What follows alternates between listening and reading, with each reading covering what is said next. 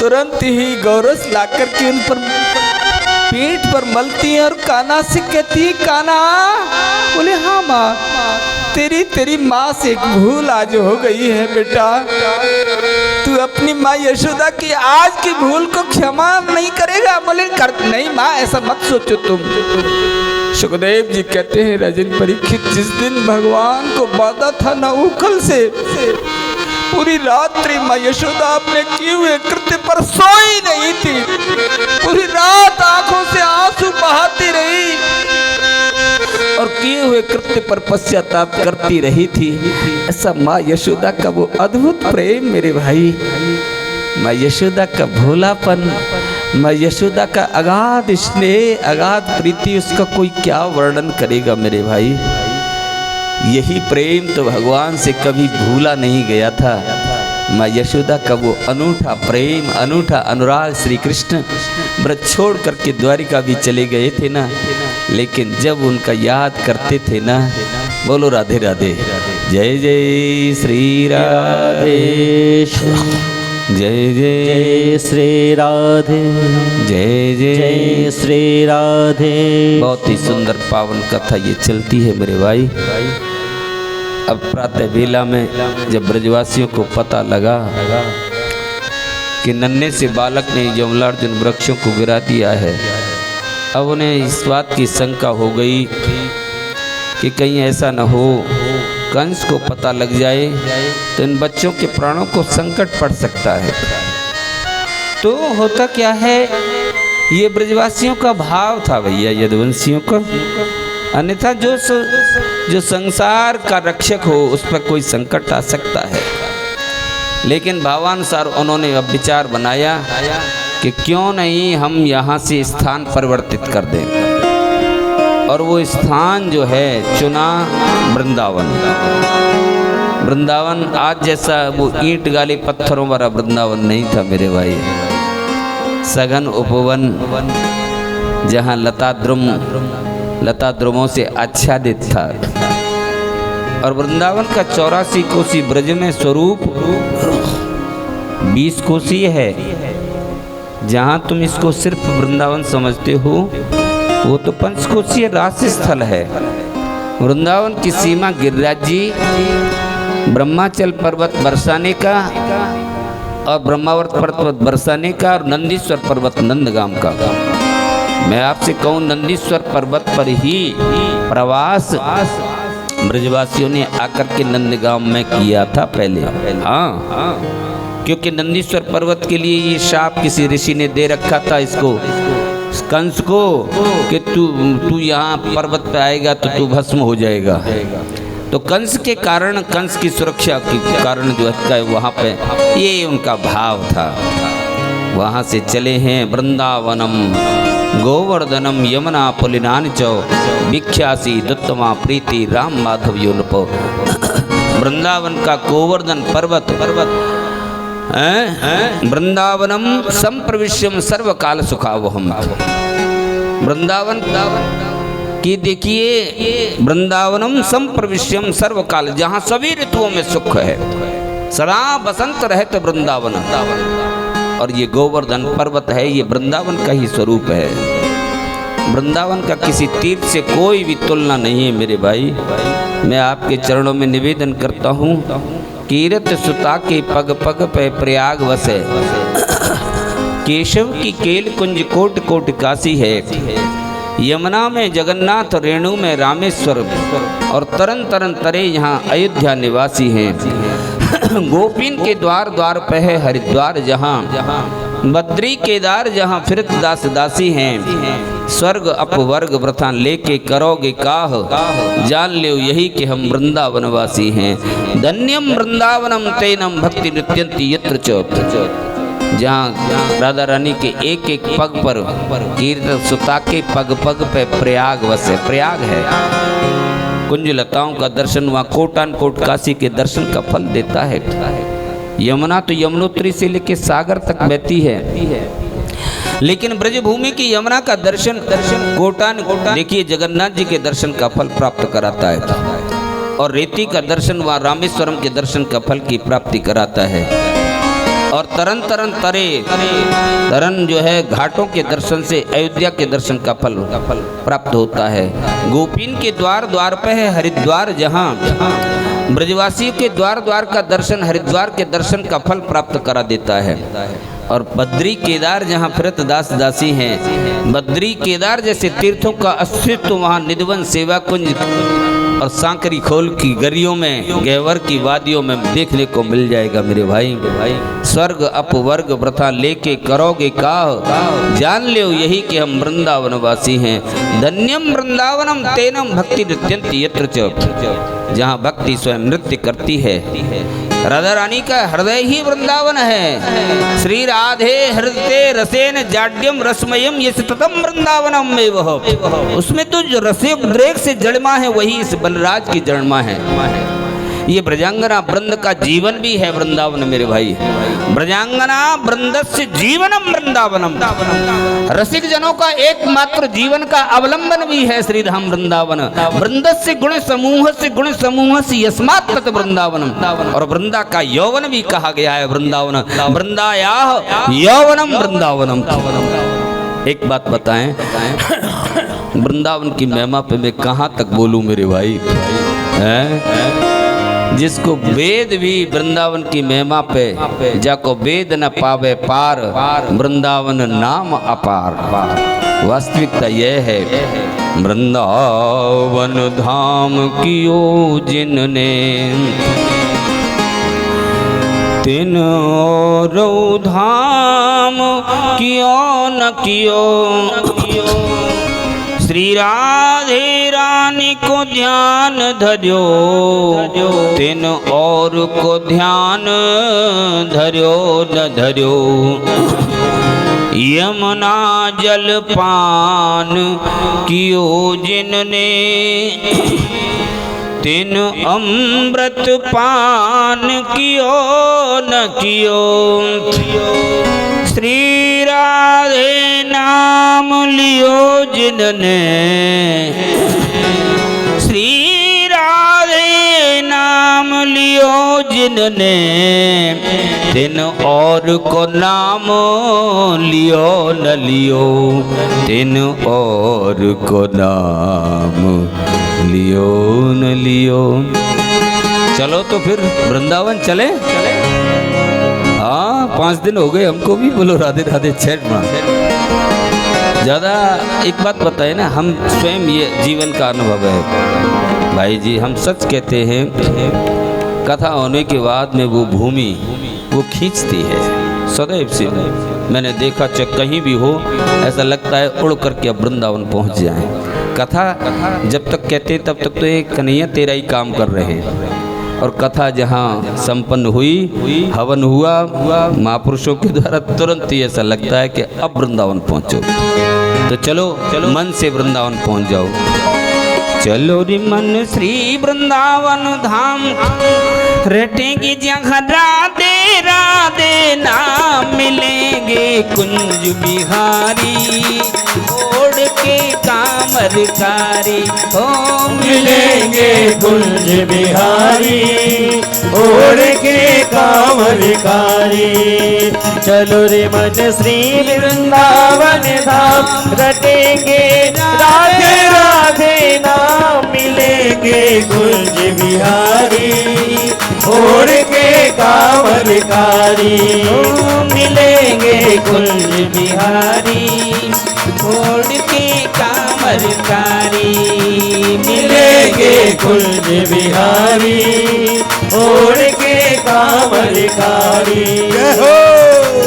प्रात होत ही श्री यमुना में नहावेंगे, प्रात होत ही श्री यमुना में नहावेंगे।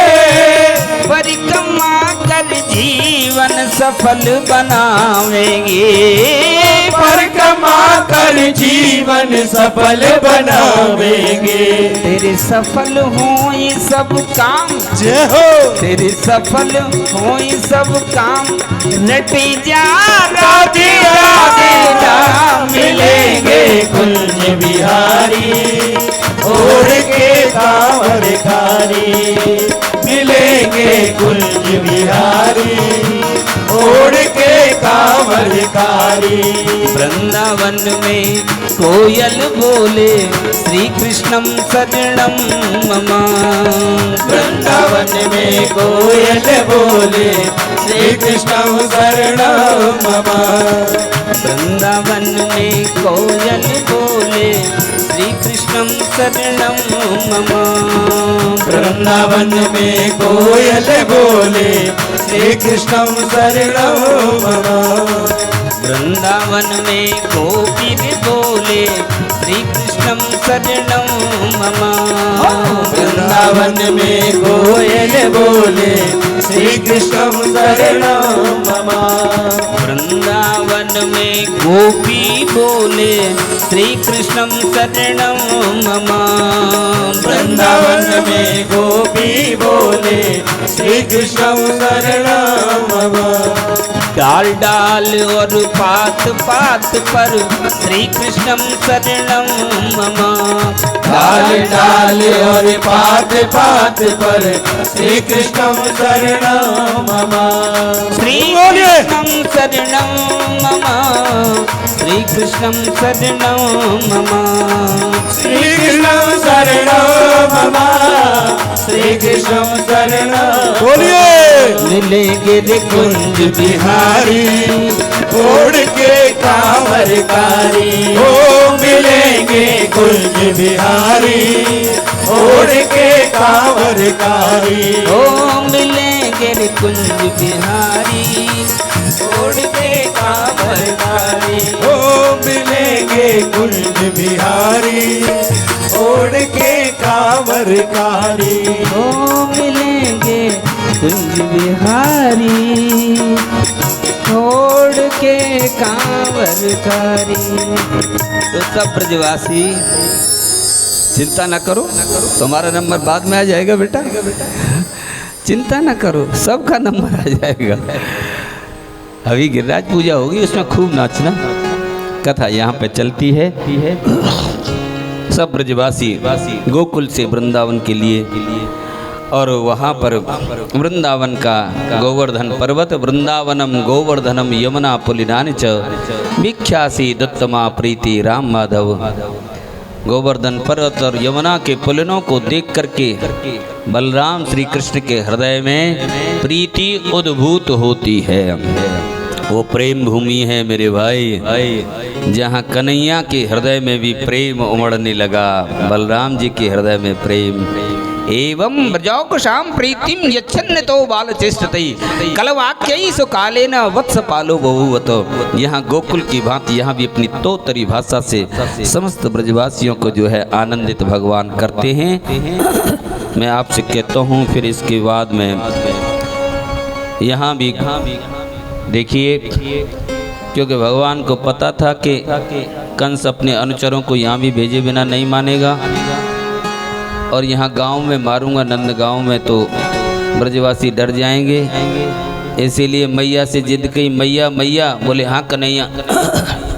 मैया देख मेरो मन यहाँ घर में बैठे बैठे लगे ना है, और दे ये ब्रज गोपी जो है ना झूठो ओलानो लेके तेरे पास में आमे कि हमारो माखन लूट लियो, हमारी माखन चुरा लियो फलानो। और मैया मोर बड़ी बड़ी मिसमिसी आमे, बड़ी बड़ी वो है, मैं कहा करूं, पर अब मैया न दिखेगो न कुत्ता भूसेगो। देखो कैसी सुंदर ब्रज भाषा है, न दिखेगो न कुत्ता भूसेगो। तो कैसे? बोले मैं अब गौचारण के लिए। अरे कन्हैया, तो को गैया चरावी की कहाँ जरूरत है लाला, इतनी ग्वाला हमारे हैं ना है। मैया मोको अनुमति दे दे। मेरी मैया कैसी है, बड़े लाड़ से। देखो कैसा माँ यशोदा के प्रति बाबा, मैं कहता हूँ भगवान श्री कृष्ण का प्रेम मेरे भाई, उस प्रेम का क्या कोई वर्णन करे। जब ज़्यादा आग्रह किया तो लाला तू ज़्यादा कह रहे हो तो मैं ठीक तो अकेलो नहीं भेजूंगी लाला, तू अपने भैया बलराम के साथ में गौचरण को जाइयो। सब सर्वप्रथम जिस दिन गए थे, गोपाष्टमी का दिन, जो कार्तिक शुक्ल पक्ष की अष्टमी है, आपको सब पता है, आप गौशालाओं से जुड़े हुए हैं तो आपको पता है कि गोपाष्टमी के दिन भगवान श्री कृष्ण सबसे पहले गौचरण के लिए गए थे। और फिर गौचरण करते करते वहाँ पर वत्सासुर का वध किया था। बछड़े का रूप बना करके जो आया था, तम वत्स रूपणम यू वीक्ष वत्स यूत गतम हरि दर्शन बल देवाय सनेर मुख देवासदत। मैं आपसे निवेदन करूं, वत्सासुर का वध किया था जो बछड़े का रूप बना करके आया, तम वत्स रूपणम वीक्ष वत्स यूत गतम गरीब। लेकिन एक कथा आती है श्रीमद् भागवत में, तो इसका विस्तार नहीं है, लेकिन ब्रह्म वैवर्त पुराण और गर्ग संहिता और हरिवंश पुराण में भी है कि जब वत्सासुर का वध गया तो राधा रानी ने कहा, श्यामा जी ने कहा, श्याम सुंदर मैं अब आपका स्पर्श नहीं करूंगी। हे किशोरी, मैं तो आपके बिना एक पल नहीं रह सकता। ऐसा कैसे? बोले आपने गौहत्या लग गई है आपको, आपने बछड़ा मारा है। किशोरी जी वो बछड़ा नहीं था, वो तो राक्षस था इस रूप में, कुछ भी सही उस रूप में तो आया। अब मैं आपका तभी स्पर्श करूंगी जब समस्त तीर्थों में आप जा कर के भ्रमण करके। बोले किशोरी जी मैं तीर्थों में कहाँ भटकूंगा, लाओ तुम्हारी जिद है तो समस्त तीर्थों को यहीं बुलाता हूँ। सब तीर्थों को बुलाया था। कार्तिक पहली अष्टमी, अहोई अष्टमी जिसको कहते हैं, समस्त तीर्थों को राधा कुंड श्याम कुंड में आह्वान भगवान श्याम सुंदर ने किया था और तीर्थों में वहाँ स्नान करके अपने आप को पवित्र किया था। आज भी मेरे भाई वो पुण्य स्नान होता है। और मैं एक बात कहता हूँ, राधा कुंड श्याम कुंड तो साक्षात राधा और कृष्ण के जल स्वरूप हैं। वो वहाँ कितनी कितनी उन दिव्य लीलाओं को महापुरुषों के रूप सनातन गोस्वामी, जीव गोस्वामी, महापुरुषों को वहाँ दिव्य अनुभूतियाँ वहाँ पे हुई हैं मेरे भाई। और आज भी मैं इस व्यासपीठ से कोई अलंकृत भाषा नहीं कह रहा हूँ, जो सत्य है उसे प्रकाशित कर रहा हूँ मेरे भाई। एक मिनट सुन लेना कि आज भी 2 बार तो मैंने अपने जीवन में अहोई अष्टमी वाले दिन रात्रि के 12 बजते हैं और ठीक बीचों बीच में राधा कुंड श्याम कुंड के बीच में होकर के दूध की धारा का दर्शन मैंने अपनी आंखों से किया है। बोलो राधे राधे। कोई अलंकृत भाषा नहीं, लेकिन सत्य से सत्य का प्रकाशन करना इस व्यासपीठ का धर्म बनता है। वहाँ साक्षात जल स्वरूप में राधा रानी सा हैं। और आज भी इस स्नान को, अब तो वहाँ लाखों की भीड़ होने लगी, लेकिन पहले तो वो ब्रजवासियों का ही स्नान होता था ज़्यादातर। मनोवांछित फल, जो बेटियाँ, जो बहनें, जो माताओं के पुत्र की कामना लेकर के वहाँ जाती हैं और वहाँ फल छोड़ करके भगवान ऐसी कृपा करते हैं। राधा रानी की कृपा इतनी होती है कि अगले साल वो मनोकामना पूर्ण हो जाती है। ऐसा आज तक का वहाँ लेखा है। इसके बाद में वत्सासुर का वध किया गया। इसके बाद में बकासुर का वध किया। बकम सबकई बको नाम महानुसुर रूपद्रक आगत्य सहसा कृष्णम तीक्ष्ण तुंडो इग्रसद बलि। बहुत ही सुंदर ये पावन कथा चली है। बकासुर, अघासुर, एक बात बताएं, अघासुर कौन था? ये भी इसका पूतनाकर और बकासुर का भाई था। दृष्ट्वा भरकान कृष्ण मुखान घासुरो कंसान शिष्टो सबकी बकी न बकान जो अयम तुम्हें सोदर नाश कृति दुर्यो मर मैनम सबलम हनस्य। मैं आपकी से विनती करूं, अगासुर एक अजगर का रूप लेकर के आया था, भगवान ने उसका उद्धार किया। और इस लीला को बहुत समय बाद में ब्रजगोपों ने अपने घर पे जाकर के कहा था अगासुर लीला की। बोले कैसे? के बीच में एक घटनाक्रम और हो गई कि ब्रह्मा जी, बोलो राधे राधे, ब्रह्मा जी के भी मति भ्रमित हो गई थी। हैं? इन्होंने राजा परीक्षित ने पूछा, बोले शुका भगवान से, बोले भगवान ब्रह्मा की मति? बोले हाँ हो गई थी, हम बतलाते हैं। साधु पृष्ठम महाभागवतोत्या भागवतोत्तम तन्नु तनः शीर्षस्य श्रवणपि कथा मुई।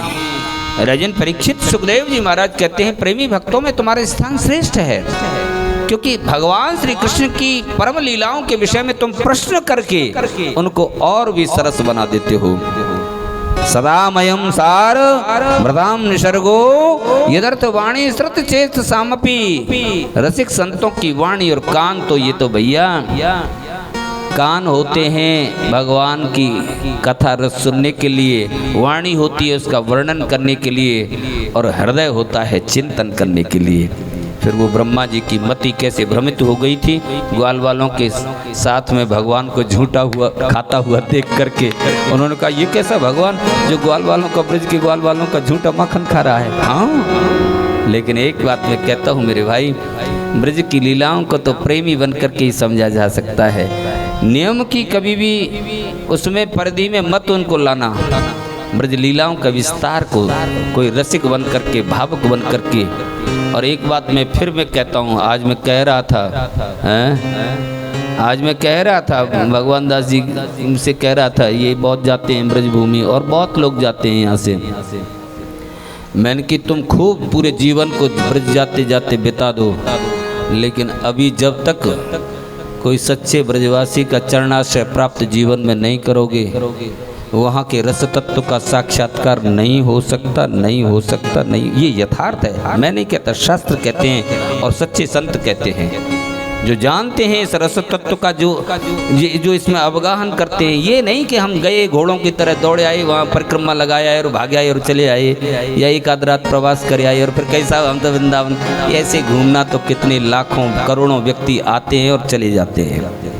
उस वहाँ का रस तत्व क्या है, उस रस में यदि अवगाहन करना है तो मैं आपसे विनती करता हूँ मेरे भाई, कोई ये नहीं कि मेरे कोई तुम ये नहीं, मेरे को तो इतना हाथ जोड़ता हूँ, ऐसा कुछ नहीं मेरे पे न इतनी फुर्सत है। और न फुर्सत के अलावा दूसरी बात यह है कि भाई मैं भी जो इतना कोई समाज को जो वो ठेकेदार जो है वो सही है, ले जाते रहे करते रहे, उनके खूब आश्रम बन रहे हैं, सब काम हैं सब, लेकिन वो ब्रजवासी नहीं है। वो ब्रज की रसोपासना से बिल्कुल भी अनभिज्ञ हैं, चाहे वो कितने ही मठाधीश क्यों ना हो। मैं बिल्कुल स्पष्ट कह ही दे रहा हूँ मेरे भाई। हाँ, ब्रज की रसोपासना एक अलग है। हाँ, राधा माधव की प्रीति क्या है इसको समझ सकता है वहाँ कहीं ब्रजवासी का, सच्चे ब्रजवासी का, जो कन्हैया की प्रीति में आंसू बहाता हो, समझे तो। क्योंकि ब्रह्मा नहीं समझ पाए हम तो क्या हैं, ब्रह्मा नहीं समझ पाए, ब्रह्मा भ्रमित हो गए। यही तो कथा आ रही है। अब मेरी तरफ ध्यान है कि तुम्हारा कहाँ है, रमेश जी उठ करके गए, इस बात पर ध्यान है, बताओ। ब्रह्मा नहीं समझ पाए थे, ये सत्य कह रहा हूँ मैं। हाँ, मैं सब एक श्रोता पे मेरी दृष्टि रहती है कि बच्चे कहाँ से देख रहा है, लेकिन कथा मुझे पूरी करनी होती है, इसलिए कौन कौन को क्या क्या समझाऊं मैं तो फिर खुद ही समझ लेता हूँ। जान दो कि सब कह न जाए कहा कहिए, देखते अति रचना विचित्र जग समझ मने मन रही है। फिर मैं अपने मन को ही समझा लेता हूँ, किसी से कुछ नहीं कहता हूँ। बोलो राधे राधे। कथा यहाँ पे चलती है, देखिए सब बहुत ही सुंदर पावन ये कथा। यहाँ पर ब्रह्मा जी की मति भ्रमित हो गई थी। बछड़ों को, गायों को, बछड़ों को और गोपों को चुरा करके ले गए थे, लेकिन भगवान ने जब दिखाया ऐसी बछड़े ऐसी गोप सब बना दिए, तो फिर ब्रह्मा को अपनी गलती का भान होता है और आकर के क्षमा याचना आकर के फिर भगवान से की थी, उनकी स्तुति की थी। ब्रह्मा जी की स्तुति का भी श्रीमद् भागवत में वर्णन आता है। और फिर ब्रजवासियों की भाग्य की सराहना भी करते हुए वो ब्रह्मलोक को गए थे। अरे ब्रजवासियों, अहो भाग्यम अहो भाग्यम नंद गोप ब्रजो कृशाम यन मित्रम परमानंदम पूर्ण ब्रह्म सनातनम। तुम्हारा अहो भाग्य नहीं, महाभाग्य है जो परात्पर ब्रह्म योगेश्वर कृष्ण तुम्हें उसके रूप में प्राप्त है, फिर इसके सखा के रूप में प्राप्त है। इसके बाद में कथा ये चलती है मेरे भाई। ये लीला में समय लगा था ब्रह्मा का, तो कितना समय लगा, जैसे कमल की पंखुड़ी में सुई को छेदो, इतना समय लगा ब्रह्मा का। जो ब्रह्मा ने परीक्षा ली है ना भगवान की ब्रज में आकर के, उनको तो इतना लगा, उनकी मति जो भ्रमित हुई थी और फिर भगवान ने उसको मति भ्रम को दूर किया, तो ब्रह्मा का समय इतना लगा जैसे कमल की पंखुड़ी में सुई को छेदो। लेकिन लीला में यहाँ 1 वर्ष बीत गया था।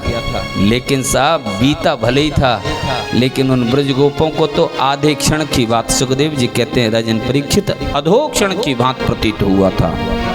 फिर इसके बाद में धेन का सुर नाम के दैत्य का बलराम दादा ने उद्धार किया था।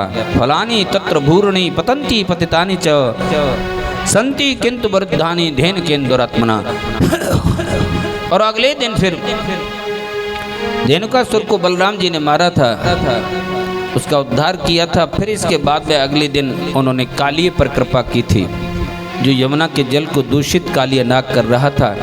भगवान ने काली पर भी कृपा की थी मेरे भाई।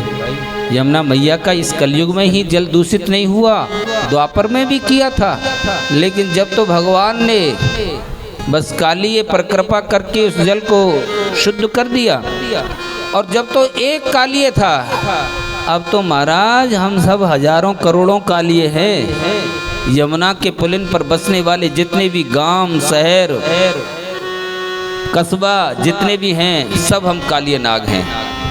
सब का सब जो है दूषित जल सब के सब गंदगी को हम माँ को, जिसको कहते तो माँ है, हम सब का कर्तव्य बनता है। कोई अकेला कोई क्या उनको स्वच्छ करे, हमारा सब का दायित्व बनता है कि हम अपनी माताओं को, गंगा माँ है, यमुना माँ है, इनको स्वच्छ करने का। और यही दशा आगे चल करके गंगा माँ की भी मैंने देखी है, यमुना मैया की, गंगा मैया की, यमुना मैया की, इन सब की दशाओं को देख करके रोज